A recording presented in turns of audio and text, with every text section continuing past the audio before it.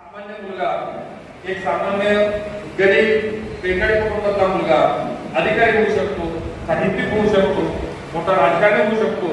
ही जी प्रेरणा आहे ही प्रेरणा आपल्या मुलांना पोहोचावी, इथं असलेल्या उपस्थित पालकांना पोहोचवावी, असा एक प्रामाणिक हेतू ठेवून आम्ही सारे मंडळी या ठिकाणी उपस्थित आहोत.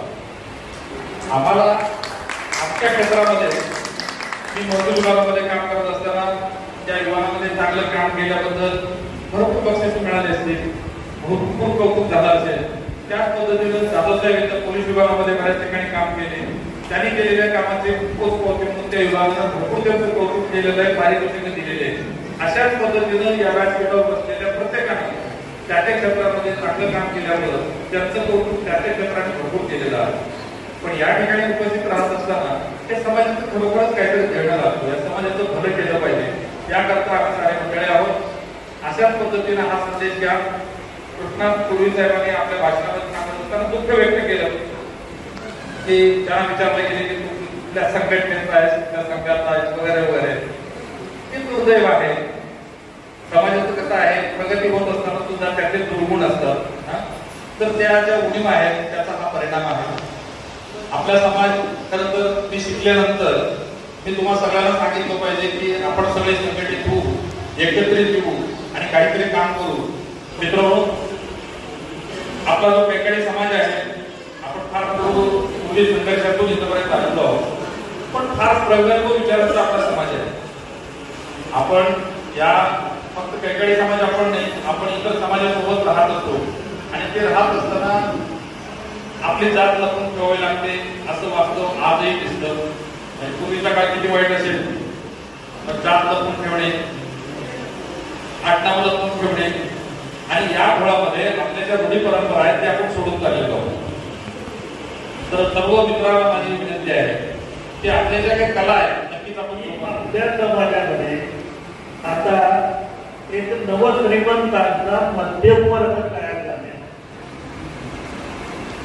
आणि हा मध्यम वर्ग जेव्हा तयार होतो तेव्हा ते सुरसुरी शब्दांची येते. तोपर्यंत शब्दाकडे जावं असं वाटत नाही. एक मिडल क्लास येतो, ते वर्ग येतो त्या समाजामध्ये अस्तित्वामध्ये, तेव्हा इथे विचार व्हायला आपल्याला हे आहे आणि याचा वापर करता येतो. हे मध्यम वर्ग तयार झाल्याशिवाय त्या समाजात शक्य नाही. तसं माझं आणि सुद्धा खूप छान कार्य करायचं, तुझी स्वतःची कार्य. मी जो काही माझ्या आयुष्यात साहित्यिक म्हणून माझी जर ती माझ्या आईमुळे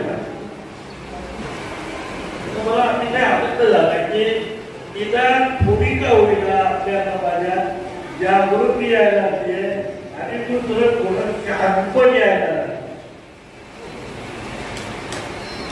कुठे आहे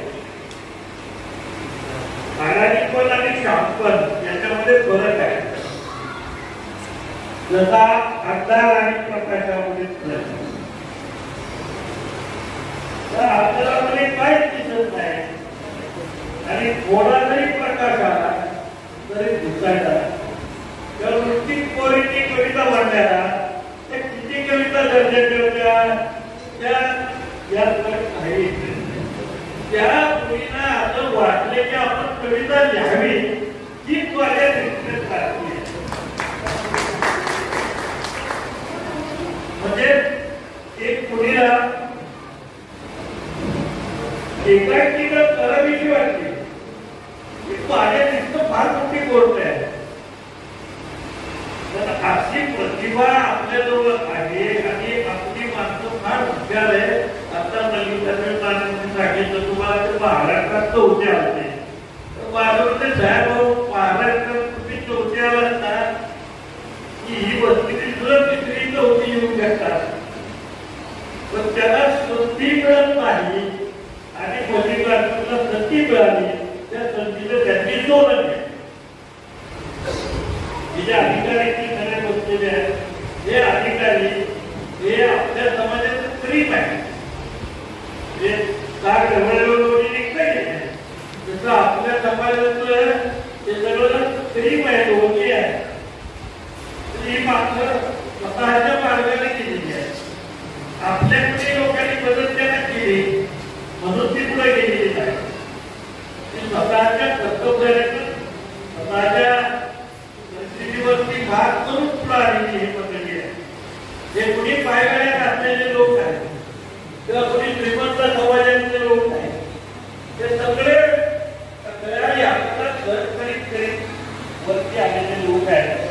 म्हणून आपण त्या सगळ्यांच्यासाठी एकदा जोरदार